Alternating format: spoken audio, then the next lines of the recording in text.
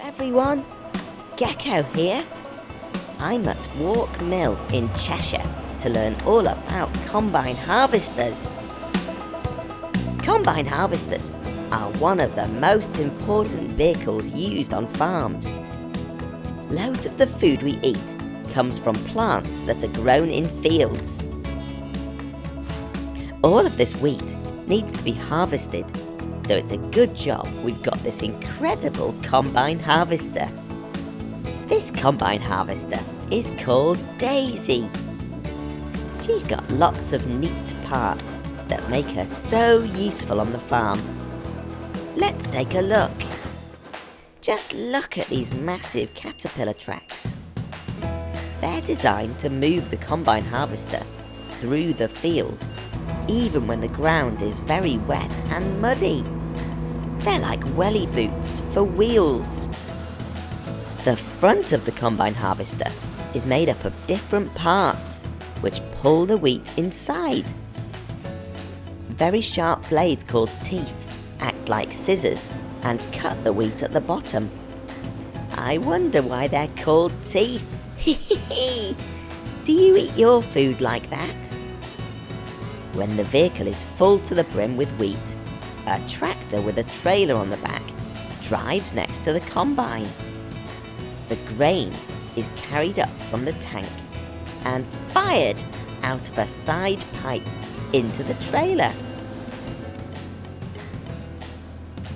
This is Ben, and he's a farmer.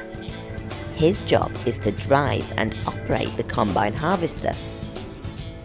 And driving the tractor is Heather. She's also a farmer. And look, there's her sheepdog, Gary.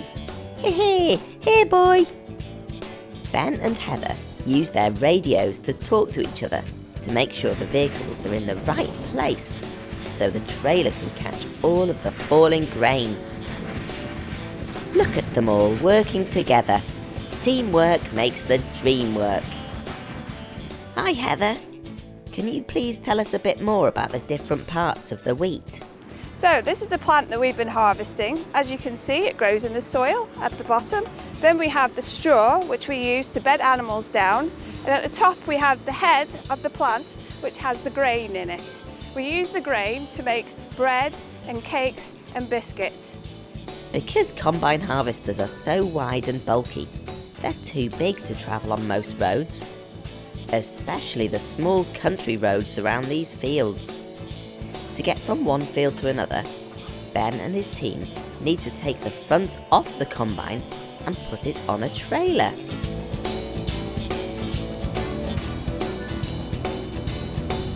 Now that we've seen the amazing combine harvester harvesting the wheat, let's head to the mill to see what happens with the wheat grains next. Here we are at Walk Mill, which is a flour mill. In here, they grind the wheat grain to make flour, which is then used to bake bread and make lots of other delicious foods like cakes.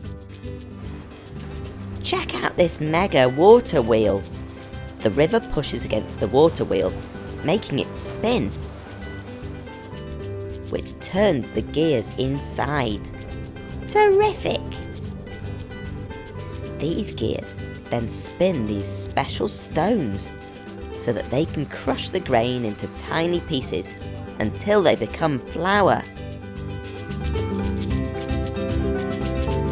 And this is the end result, like these delicious cakes. Can I please have one now?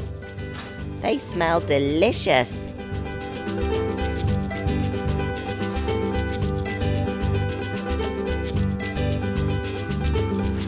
Thanks to Heather, Ben and everyone at Walk Mill for showing us their incredible combine harvester.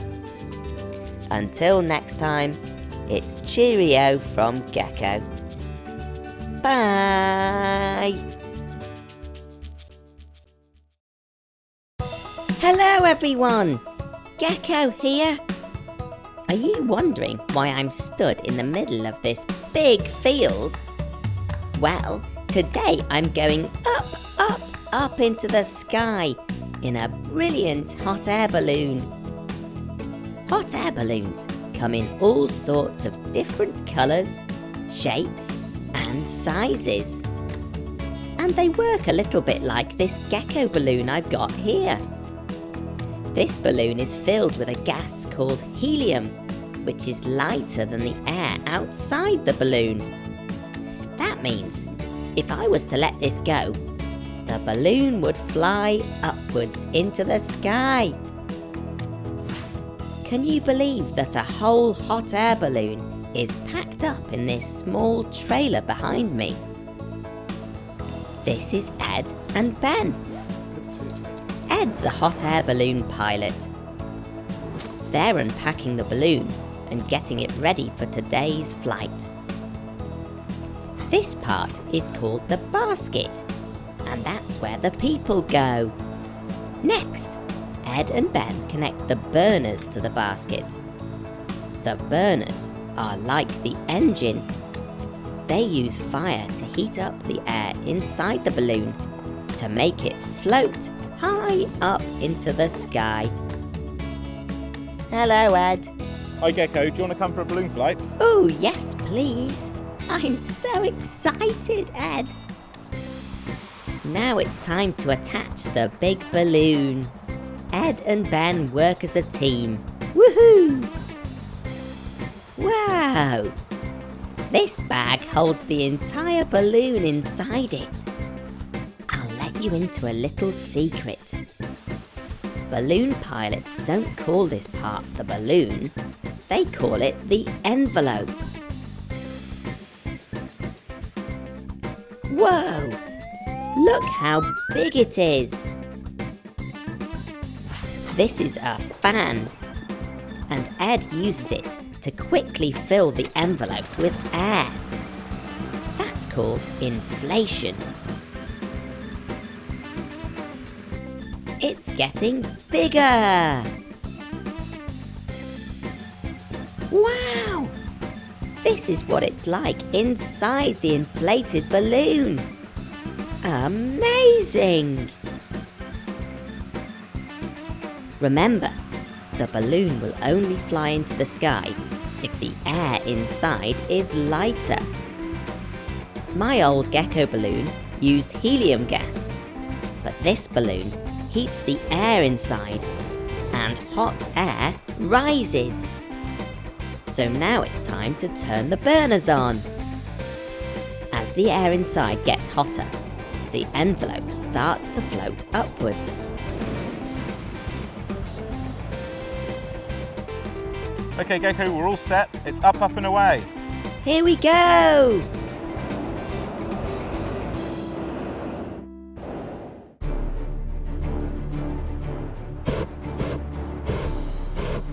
To go up, Ed fires up the burners, which pushes more hot air into the envelope. Woo! We're going higher and higher and higher!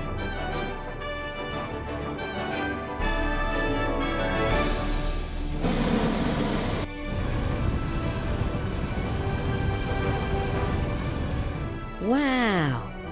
We're flying over fields, houses and villages. I feel like my old explorer friend, Phileas Frog.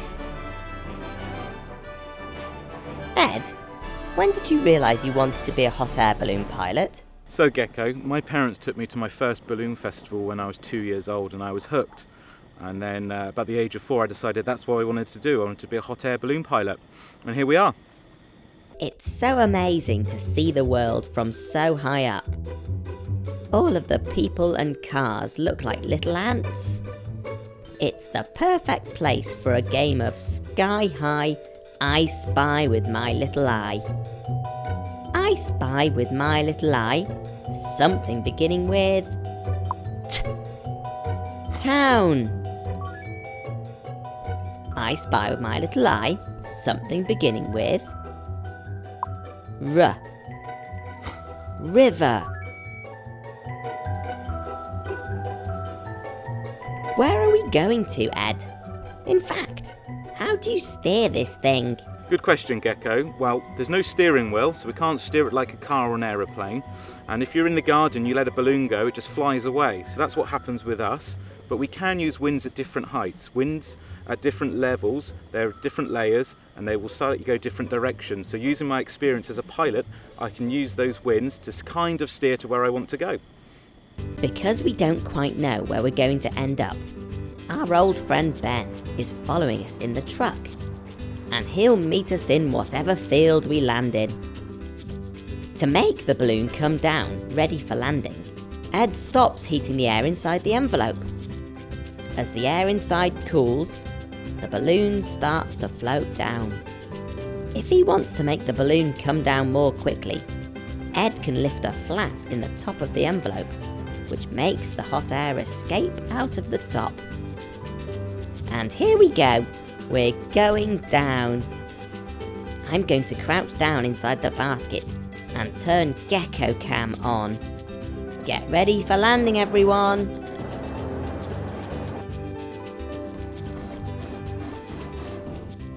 Woohoo! What a thrill! And here's Ben, right on time to come and help us pack the balloon away. Wowzers trousers! That really was a fantastic adventure floating across the sky. Thanks to everyone at Virgin Balloon Flights for showing us their magnificent hot air balloon in action. Until next time, it's cheerio from Gecko. Bye!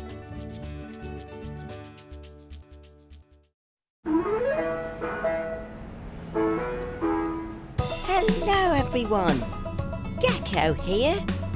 It's nice to be driving along with my old friend Mr. T. Gecko, I've got something amazing to show you today. I've been really busy creating a brand new ice cream factory. Wow, that sounds so cool. Can we go and have a look? Yeah, I've already got your friends, the mechanicals, there now, setting everything up for us. What? You've left the mechanicals on their own? In an ice cream factory? Uh-oh, that spells trouble.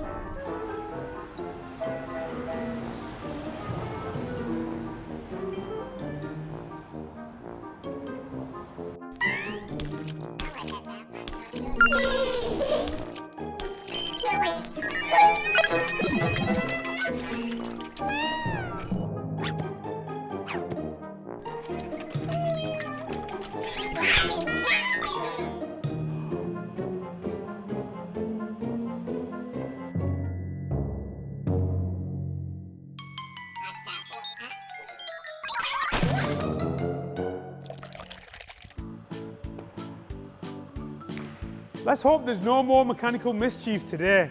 Now that the factory's squeaky clean again, please can you show me around? I think the best way for me to show you how my ice cream factory works, Gecko, is to make a brand new ice cream flavour. What do you think? I think that sounds delicious. But first, we need to put our protective clothes on.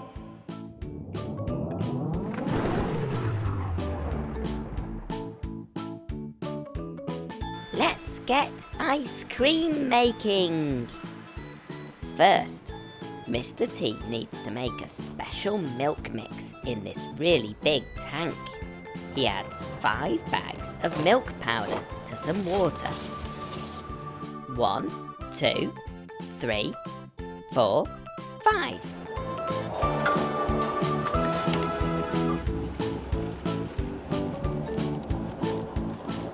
He gives it a stir with his big paddle to make sure it's mixing just fine. Then he adds sugar for sweetness and a few more secret ingredients. We're going to make a special Gecko ice cream. So Mr. T adds some bright green lime flavour. To make the mix into ice cream, you have to make it really, really cold so that it freezes. The mix gets moved from this big tank into the freezing machine. So Gecko, come on, let's do it. Let's make some lovely ice cream for you. But what are we going to make, Mr. T? We're going to make a lovely Gecko's Green ice cream dream just for you. So first of all, Gecko, what we do is we get the machine and we open it there and we get lots of ice cream coming out. Yummy, yummy, yummy. Wow, look at the ice cream all coming out. Look at it swirling around, Gecko. It is absolutely delicious. Ooh, look at the colour of that. Gecko, look at this. It's a lovely lime green flavour just for you. My favourite colour's green. Wow, there's loads in there. Well, Gecko, you have got an appetite, haven't you? So, Gecko, first of all, on your lovely ice cream, we are going to put on some blue bubblegum sauce. And the second sauce that we're going to put on, Gecko, is going to be some lovely, lovely strawberry sauce. Wow. And then, after that, because it's a special green ice cream just for you, we are going to put lots of these lovely green crunch crystals all over. I'm sure you're going to enjoy this one, Gecko. And we're going to be healthy and put some lovely fruit on, which is some of these nice green kiwis. Ooh, I love kiwi fruit. Kiwi is the best. And always remember, kids, make sure you have plenty of fruit. There. Doesn't that look amazing, Gecko? And then we got some lovely, lovely geckos. Wow. We'll get some of these lovely spanner cookies. Wow, look at them. And we'll pop them in there. I think this is going to be amazing, this ice cream. So here we are then, Gecko. It's finally ready. Your masterpiece. Gecko's Green Ice Cream Dream. Wow, thank you so much, Mr. T. That looks delicious. I tell you what, Mr. T, it doesn't get much better than this. Absolutely, Gecko. I couldn't agree more. Thanks very much to Mr. T for showing us around his amazing ice cream factory today. For now, it's cheerio from me and Mr. T. Bye!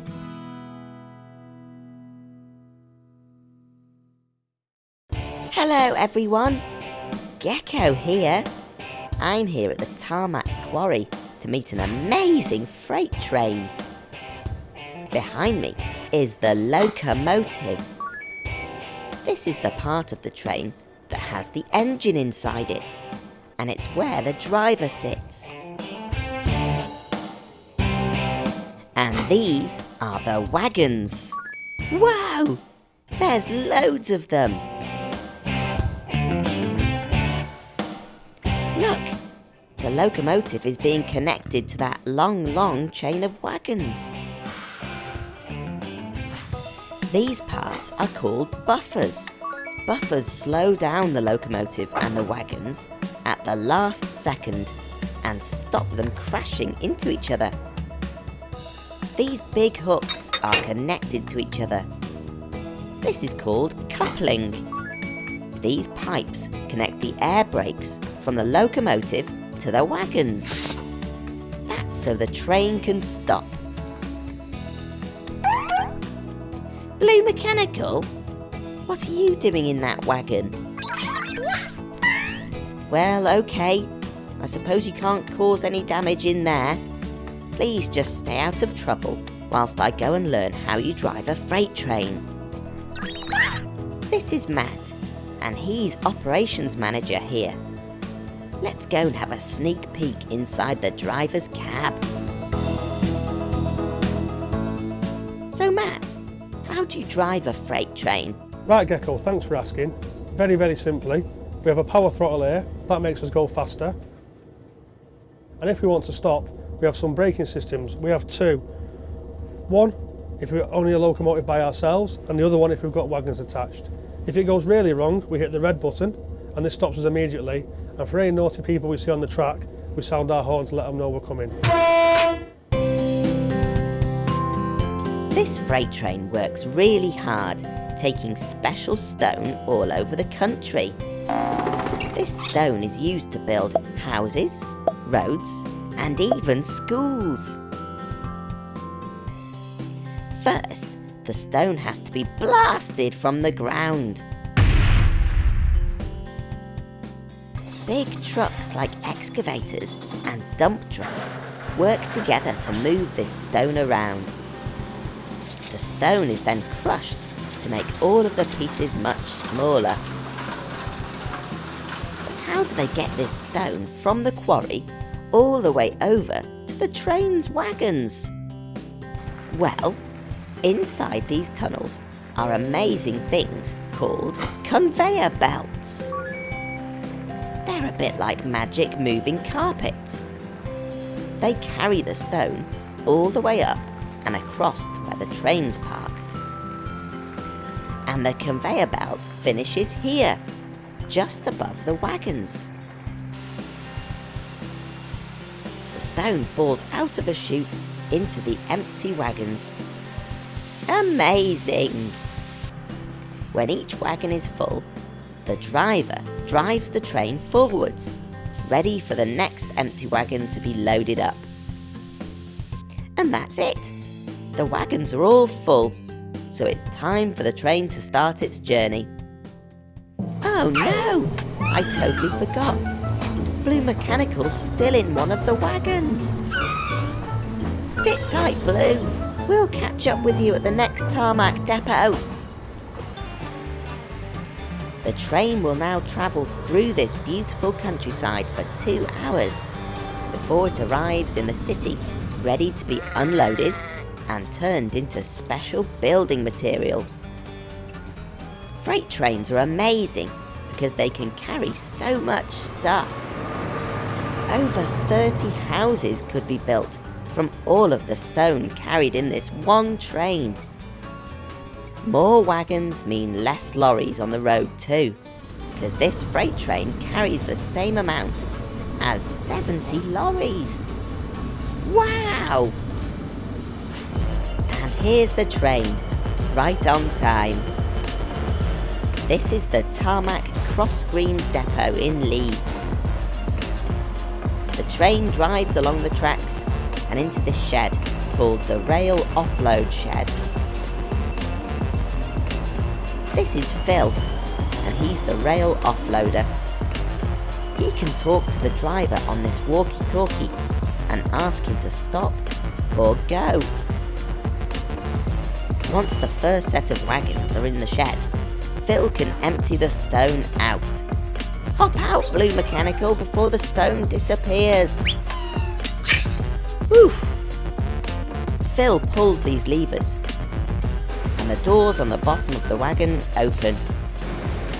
Wow, that was close, Blue. All of the stone slides out of the bottom, a bit like water going down the plug hole in the bath. The stone falls down below onto another conveyor belt, which carries the stone up and into the tarmac plant, where it can be mixed with other ingredients and turned into concrete or asphalt. That's the stuff that's used to build houses, schools, hospitals, and roads. The final step is for big trucks to load up and take the material to building sites, ready for construction. I've loved learning all about the important job that freight trains do. Thanks very much to all of the team at Tarmac for letting us tag along. For now, it's cheerio from Gecko.